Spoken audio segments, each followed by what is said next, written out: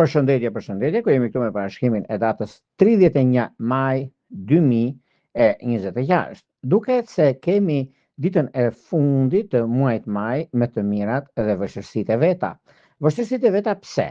Ka të bëjnë shumë sepse kemi të bëjmë me një ndikim shumë të madh mbi hënën e plot, hëna e plot në aksin shigjetar-binjak, ku ndryshojnë shumë gjëra, ku na mësohet mundësia se si neve duhet të nisim diçka të re dhe të mbyllim të vjetrën dhe jo vetëm kaq, por për disa gjëra na ka mësuar muaji maj që neve ti përdorim për të mirë në muajin qershor.